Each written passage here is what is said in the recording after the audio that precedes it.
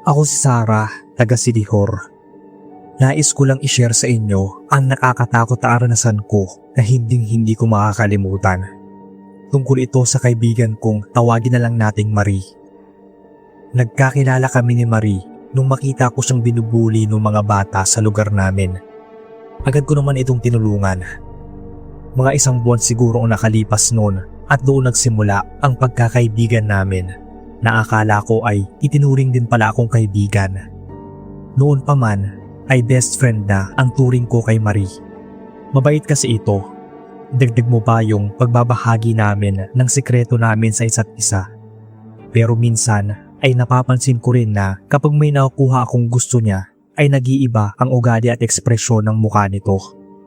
Sabi ng iba ay baka inggit ito sa akin. Pero di ko na lang pinansin yung mga sinasabi nila. Siyempre, minsan ganun naman talaga ang ibang tao. Napansin ko rin na may nagbago kay Marie kamakailan. Naging malayo at malihim siya sa akin na hindi ko na lang din pinansin dahil baka may boundaries din ang aming pagkakaibigan. Minsan noon, bigla na lang magpapaalam si Marie na may gagawin siyang schoolwork o ibang bagay. Pero kapag tinanong ko naman yung mga magulang niya, ay wala naman daw. Hindi ko man yun sineryoso masyado, pero hindi ako mapakali dahil may pakiramdam akong may mali talaga kay Marie. Hindi naman po sa pagiging judgmental. Kumbaga, intuition lang o ewan. Dahil hindi ako mapakali at dahil may concern din ako kay Marie, ay nagpa siya akong sundan siya nung isang gabi na nagpunta ako sa kanila at naabutan ko siyang tumakas ng bahay. Gusto kong malaman kung saan siya pupunta. Ilang sandali pa noon ay sa wakas, naarating na kami sa isang liblib na lugar. Malayo-layo din yon kung saan kami nagmula. Nakita ko si Marina naglalagay ng mga kandila. Nakahilera ang mga yon ng pabilog sa kanya sinindihan. Pagkatapos ay pumunta siya sa gitna ng mga kandila. Habang nakatingin ako sa malayo noon ay hindi ako makapaniwala sa mga nakita ko. Yun pa lang, alam ko na kung anong gagawin ni Marie. Magsasagawa siya ng ritual. Inisip kong baka sumasamba na siya sa Diyos-Diyosan o kaya nag-aaral ng pangungulam. May ilang tao rin doon na nakapalibot sa kanya at nakatayo lang sila. Kinilabutan ako sa mga nasaksihan ko.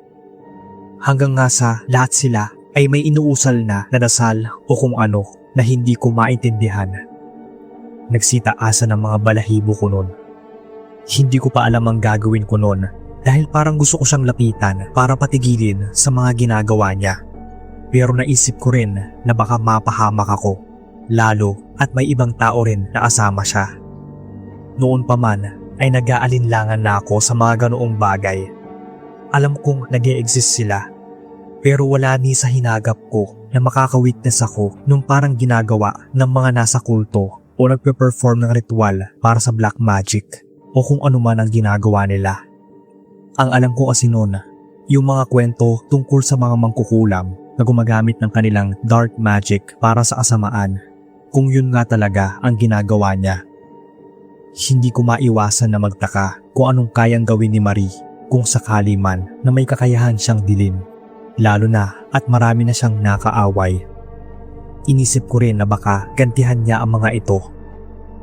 Umalis na rin ako noon at hindi ko na hinintay pa na makita ako ni Marie na sinundan ko pala siya. Lumipas sa mga araw at hindi ko na rin siya nakita. Napansin ko rin na may kakaibang nangyayari sa paligid ko. Yung para ba akong lutang o lasing na ewan. Napansin kong gumagalaw ang mga bagay sa bahay at minsan may mga boses akong naririnig. Kinuwento ko ang mga nangyari sa mga kaibigan ko. Pero ang sabi nila, baka nag-i-imagine lang ako. Hindi ko tuloy maiwasan nun na isipin na ginagamit ni Marie ang pangkukulam niya para pahirapan ako dahil baka nalaman niya na alam ko na ang totoo tungkol sa ginagawa niya. Sinubukan ko nung harapin si Marie tungkol sa nakita ko, ngunit itinanggi niya ang lahat. Iginiit niya na paranoid lang ako. Umabot kami sa puntong nag-away na kami dahil sa pagpilit ko sa kanya na umamin na. Hindi ko rin naman mapigilan ang sarili ko noon dahil natatakot talaga ako sa posible niyang gawin. Ngunit alam ko ang katotohanan. At alam ko rin noon na kailangan kong pigilan si Marie bago pa lumala ang mga nangyayari. Baka kasi kung sino na ang saktan nito at gawin niya yon ng makailang ulit ng walang awa. Kumbaga, wala siyang pakialam sa kung anong ginawa at gagawin niya. Naghanap ako noon ng may lihim na karunungan at kinumpirma ang kinakatakot ko. Talagang gumagamit daw si Marie ng dark magic at ang intensyon niya ay malayo sa kabutihan. Pinayuhan ako noon ng faith healer na putulin ang lahat ng koneksyon ko kay Marie at protektahan ang aking sarili mula sa kung anumang posibleng pinsala na idulot niya. Binigyan din niya ako ng proteksyon. Sinunod ko naman yung sinabi nito. Ilang araw ang lumipas at hindi ko na ulit nakita si Marie simula nung kinumpronta ko siya. Wala na rin akong nararamdamang kakaiba na para bang sabog ako. Dahil na rin sa dasal at sa proteksyon na binigay sa akin ay mas naging payapa ang kalooban ko. Ang huling balita ko ay lumipat na sila ng tirahan sa malayong lugar. Nakakasakit lang din ang damdamin na isiping mawala ang isang tao na marami na kayong pinagsamahan. Ngunit alam kong yun ang tamang gawin at ang makabubuti para sa lahat. Hindi ko rin naman nahahayaang masaktan ang sarili ko pati ang mga mahal ko sa buhay. Wala naman kasi may gustong mahiwalay sa itinuring mong matalik na kaibigan. Ngayon, sa pag-alala ko sa mga nangyari, napagtanto kong hindi naging mabuting kaibigan sa akin si Marie o masasabing hindi niya ako tinuring na matalik na kaibigan niya. Hindi ko rin maiwasan isipin minsan na ginamit niya ang itim na kapangyarihan para manipulahin at kontrolin. Pero maswerte na lang ako at naataras ako at hindi naman nasaktan talaga. Nakakalungkot lang ang sinapit ng pagkakaibigan namin.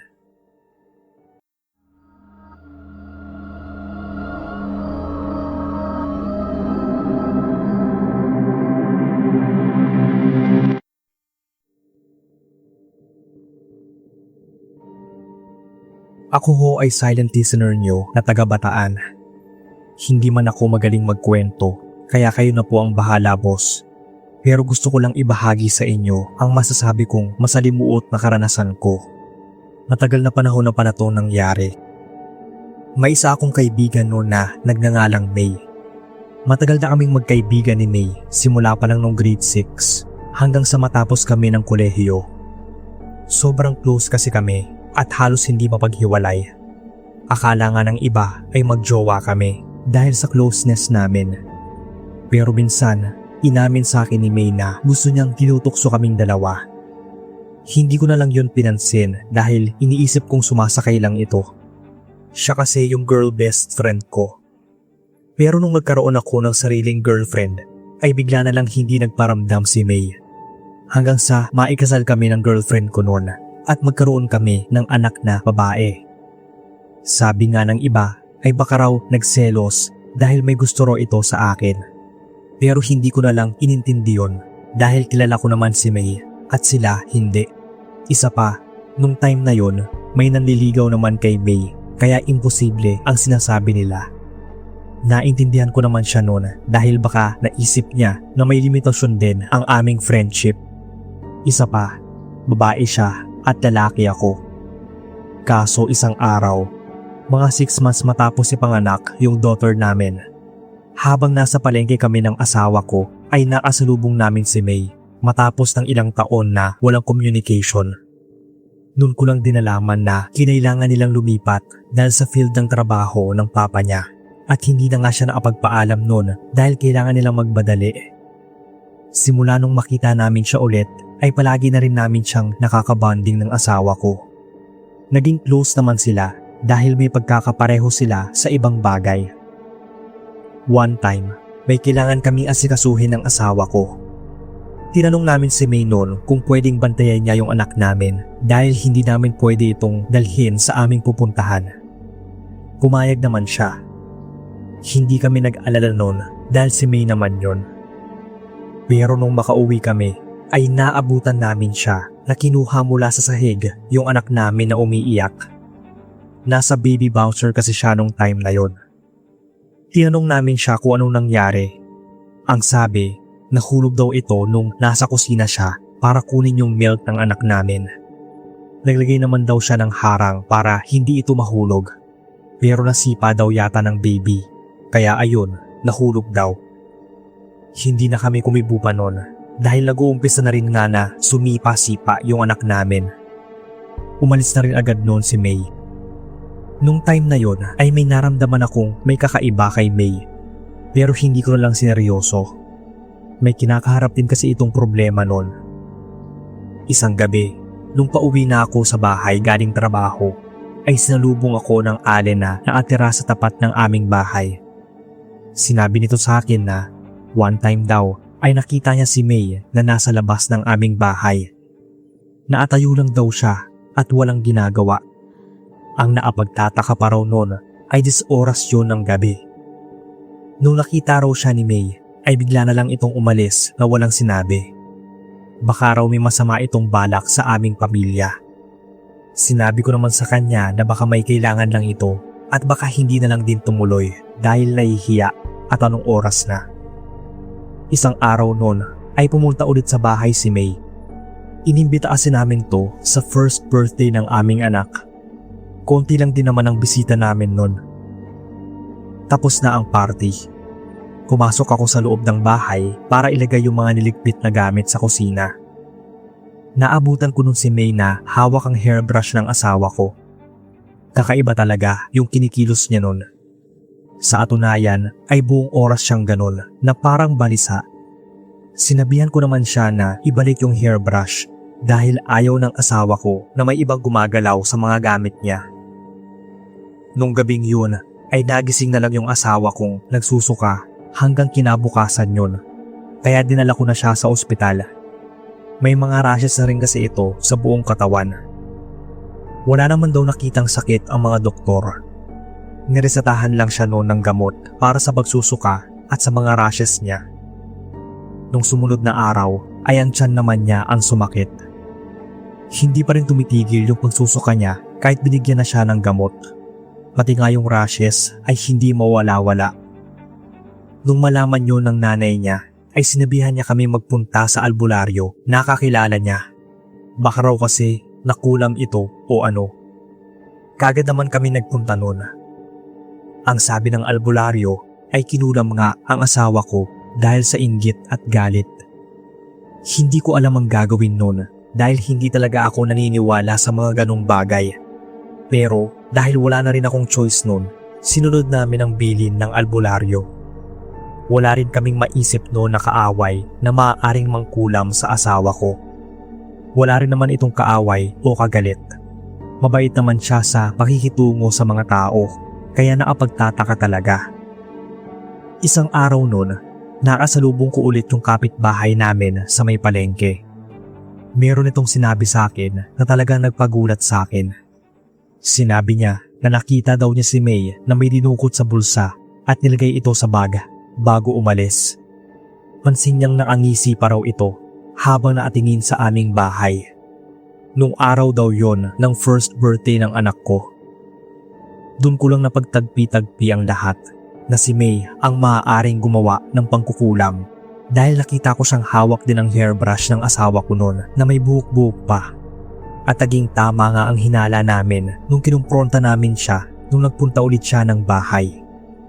Tinanong pa namin kung anong kasalanan namin at kung bakit niya ginawa yon. Tama nga ang sinabi ng albularyo. Simula nun ay pinutol na namin ang koneksyon kay May kahit nangako pa ito na hindi na uulitin pa. Wala na rin kaming naging balita sa kanya nun. Ang alam lang namin ay nasa ibang bansa na siya. Minsan pa nga ay nangangamusta ito sa Facebook. Pero desidido na kami ng asawa ko na wag nang kausapin si May dahil sa gulo na dinulot niya sa aming buhay mag-asawa. At baka kung tumagal-tagal pa ay kung ano pa ang mas malalang magawa niya. Hindi lang sa asawa ko kundi baka pati sa akin at sa anak namin. Sana ho ay mabasa ninyo ang aking kwento. More power sa inyong channel.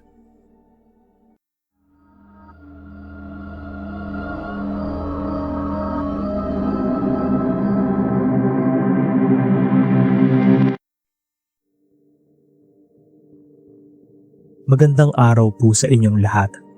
Ako si Jane, taga-Capiz. Gusto ko lang ibahagi sa inyo itong kwento na nag-uumpisa nang makilala ko si Jessica nung lumipat ito sa school namin nung high school pa ako. Unang kita ko pa lang kay Jessica, tingin ko ay mabait ito. Maamo kasi ang mukha niya at lahat ng makita niyang tao ay binabati niya. Kaya naman gustong gusto siya ng lahat doon sa school. Pati na nga doon sa barangay kung saan kaming dalawa nakatira. 2 kanto lang ang layo niya sa bahay namin. Lumipat lang din siya ng barangay namin kasama ang pamilya niya. Pero ang napansin ko rin kay Jessica ay may kakaiba sa kanya. Hindi ko lang noon masabi kung ano. One time, magkasama kami ni Jessica. Gabi na noon at nakatambay kami sa may maliit na park ng barangay namin. Habang nagkukwentuhan kami noon ay may grupo ng lalaki na lumapit sa amin at inabala kami. Dahil doon ay nainis si Jessica at nagalit. Pero pinigilan ko naman siya bago may mangyaring gulo. Hindi ko maiwasang matakot noon dahil kahit maamo at mabait ito ay may tinatago palang ganoong ugali. Napansin ko rin noon sa kanya na mabilis siyang magalit kahit sa mga simpleng bagay lang. Kilala yung grupo na yun sa barangay namin na mahilig talagang manggulo ng mga tao. Ilang sandali pa noon ay nagpaalam na rin kami sa isa't isa. Kinabukasan, nagulantang na lang ang bayan namin nang matagpuan yung grupo na nanggambala sa amin nung isang gabi na wala ng buhay. Hindi ko na nakita pero ang sabi nila ay wakwak daw ang kanilang mga katawan at labas pa ang ilang laman loob. Sabi ng iba ay hindi tao ang gumawa, kundi isang halimaw. Hindi naman daw kasi kayang gawin yun ng isang tao lang. Doon na rin nagsimula ang mga bali-balita na may halimaw na umaaligid sa aming lugar. Nung araw na yon ay nagpunta sa bahay namin si Jessica. Wala rin naman kasing pasok sa school nung time na yon.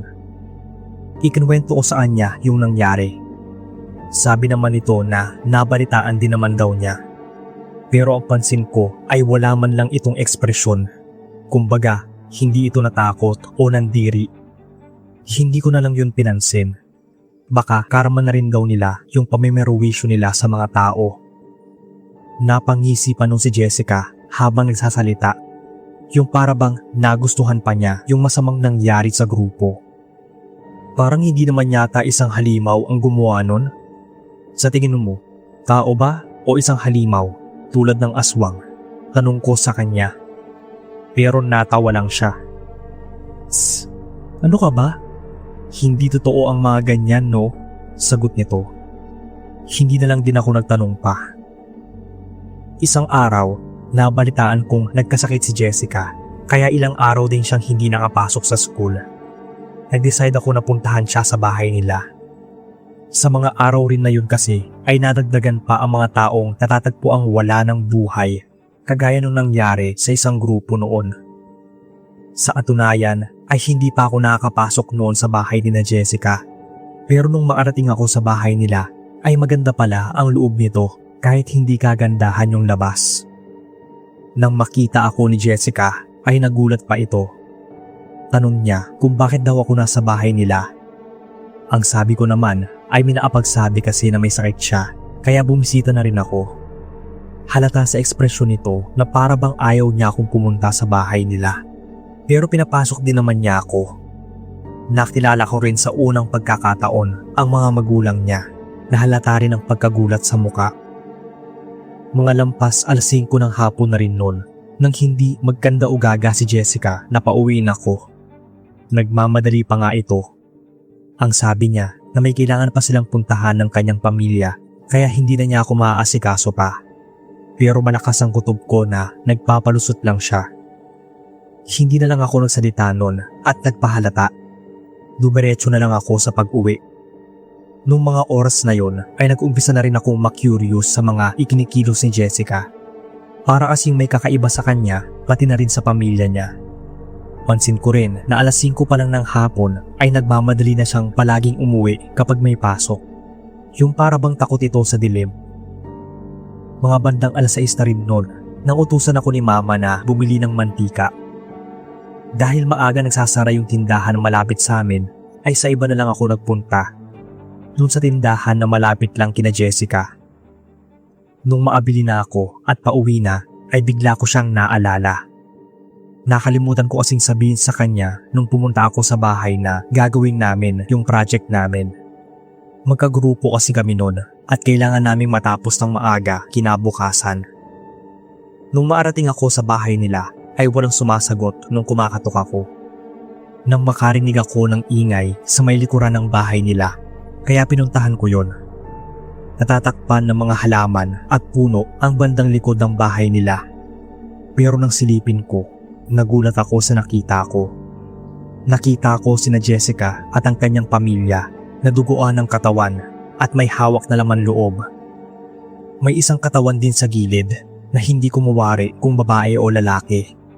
Naliligo din kasi ito sa dugo at para bang doon galing yung laman loob na hawak at para bang inaamoy-amoy pa ni na Jessica. Bumaliktad ang sikmura ko dahil sa nakita. Pinilit kong hindi gumawa ng ingay nung mga sandaling yon dahil takot ako na mabisto. Dahan-dahan akong umalis at umuwi. Hindi ako nakatulog ng maayos nung gabing yon. Kinabukasan ay walang pasok sa school dahil kinansela. Pabor naman sa akin yon dahil hindi ko kayang makita noon si Jessica. Naiisip ko pa rin yung nakita ko at ramdam ko yung pandiriri. Simula din noon ay hindi ko na pinansin si Jessica.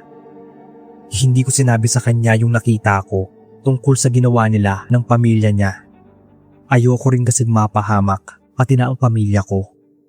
Hindi naman nagtagal ay nabalitaan ko na lang na wala na sina Jessica sa tinitirahan nila. Walang nakakaalam ng dahilan. Pero nung mga sandaling yun, nakahinga ako ng maluwag.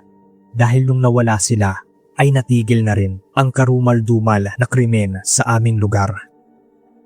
Mahigit 20 years ago na rin to nangyari at wala na rin akong naging balita pa kina Jessica. Hanggang dito na lamang po ang aking kwento.